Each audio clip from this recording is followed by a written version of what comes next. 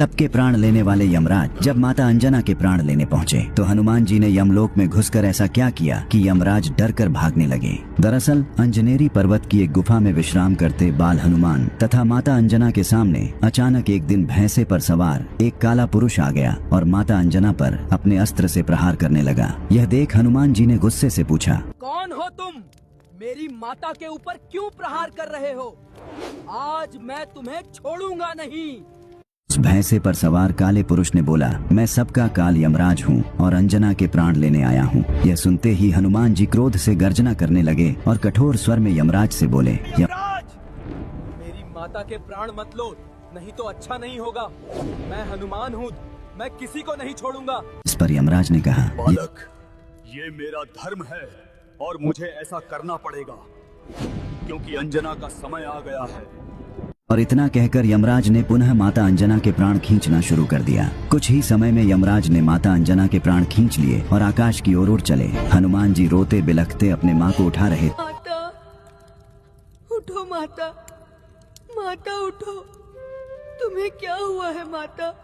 हनुमान जी ने माता अंजना को उठाने का बहुत प्रयास किया पर वो उठती कैसे, वो तो मर चुकी थी। अब हनुमान जी ने क्रोध से गर्जना करना शुरू किया, यमराज, मैं आ रहा हूँ। आज या तो मेरी माँ जीवित होगी या इस संसार से काल का अंत होगा। और इतना कहते ही हनुमान जी ने अपना आकार अत्यंत ही विशाल करना शुरू कर दिया। देखते ही देखते वो बालक हनुमान अब साक्षात महाकाल का रूप बन गया। उनकी भुजाएं फरकने लगी और आंखों से अंगारे बरसने लगे। उनके शरीर का तेज इतना भयानक था कि हजारों सूर्य भी फीके पड़ जाएं। हनुमान जी ने ऐसी भीषण गर्जना की कि ब्रह्मांड कांप उठा और अगले ही पल हनुमान जी ने धरती से ऐसी छलांग लगाई कि आकाश का सीना फट गया। हनुमान जी अत्यंत ही क्रोधित मुद्रा में तीव्र गति से यमलोक की तरफ जा रहे थे। इससे सभी देवता भयभीत होकर इधर उधर छुपने लगे। कोई भी क्रोधित हनुमान जी का सामना नहीं करना चाहता था और कुछ ही देर में हनुमान जी यमलोक के द्वार पर पहुंचकर क्रोध से गर्जना करते हुए यमराज को पुकारने लगे, बाहर आ जाओ यमराज, हनुमान आया है अपनी माता अंजना को वापस ले जाने के लिए।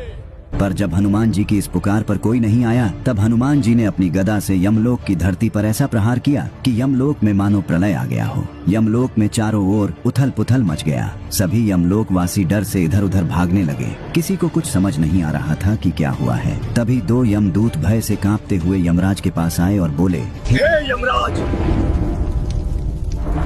हमारी रक्षा करो, द्वार पर कोई वानर आया है, वो बहुत खतरनाक है, उसकी हुंकार से सारे लोग भाग रहे हैं। इस पर यमराज ने कहा, इतना बड़ा दुस्साहस, उसे मैं अभी सबक सिखाता हूँ, तुम लोग चिंता मत करो। और क्रोध से गर्जना करते यमराज अपने महिष भैंसे पर सवार होकर हनुमान जी से युद्ध के लिए चल दिए। हनुमान जी के सामने आते ही यमराज ने कहा, मूर्ख वानर, तुम्हारी इतनी बड़ी हिम्मत, तुम काल को चुनौती दे रहे हो।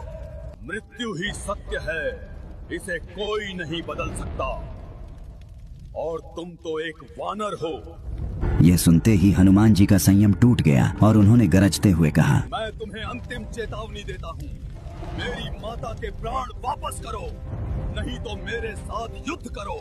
पर यह सुनते ही जब यमराज ने, अंजना के प्राण तो भूल ही जाओ, अगर तुम यहाँ से नहीं गए तो तुम्हारे प्राण भी मैं हर लूंगा।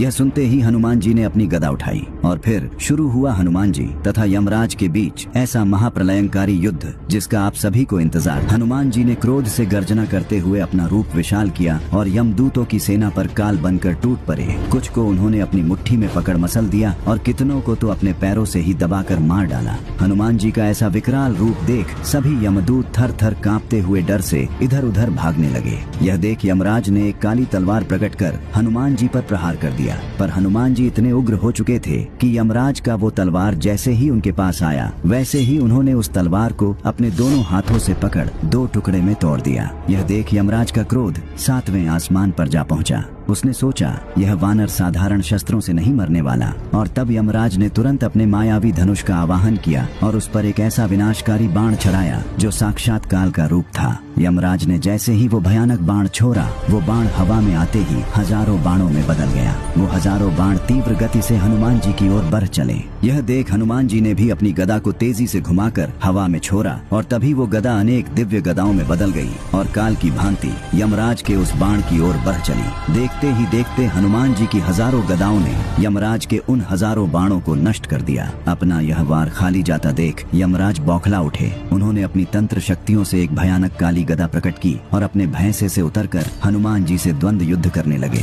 काफी देर चले। इस द्वंद्व युद्ध के बाद हनुमान जी ने एक ऐसा प्रहार किया कि यमराज दूर जा गिरे। हनुमान जी ने जैसे ही यमराज पर पुनः प्रहार करना चाहा, यमराज तुरंत गायब हो गए। हनुमान जी को समझ नहीं आया कि यमराज कहाँ गए। जब कुछ देर तक यमराज नहीं आए तो हनुमान जी को लगा शायद यमराज डर कर भाग गया, पर तभी भैंसे पर सवार यमराज पुनः हनुमान जी के समक्ष प्रकट हुआ और देखते ही देखते दूसरा यमराज, तीसरा यमराज, कुछ ही समय में हनुमान जी के समक्ष सैकड़ों यमराज प्रकट हो चुके थे।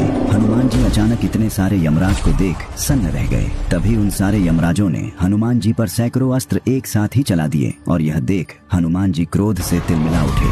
उन्होंने क्रोध से गर्जना करते हुए अपनी गदा को यमलोक की धरती पर ऐसा पटका कि यमलोक की धरती प्रलय की भांति डोलने लगी और इससे यमराज की माया तुरंत ही नष्ट हो गई। और जब यमराज के सारे प्रयास विफल हो गए तब क्रोध में आकर यमराज ने प्रकट किया अपना वो भयानक यमदंड जो किसी के भी प्राण ले सकता था। हनुमान जी ने जैसे ही देखा कि यमराज उन पर यमदंड से प्रहार करने वाले हैं, उनके क्रोध का ठिकाना न रहा। उन्होंने अपना विकराल रूप लेना शुरू किया। उधर यमराज ने अपने यमदंड को घुमाकर हनुमान जी की ओर चला दिया। यमदंड जो काल की चरम शक्ति थी, तेजी से हनुमान जी की ओर बढ़ रहा था। इधर हनुमान जी महाकाल की भांति क्रोध से गर्जना करने लगे और जैसे ही उस भयानक यमदंड ने हनुमान जी को बांधने का प्रयास किया, हनुमान जी ने अपने दोनों हाथों से यमदंड को पकड़कर ऐसा खींचा कि उसके टुकड़े टुकड़े हो गए। इसके बाद महाकाल रूपी हनुमान जी यमराज को खा जाने वाली दृष्टि से देखते हुए यमराज की ओर बढ़े। उनका आकार बढ़ता जा रहा था। उनके शरीर से दिव्य प्रकाश निकलने लगा। उनका क्रोध से गर्जना करता हुआ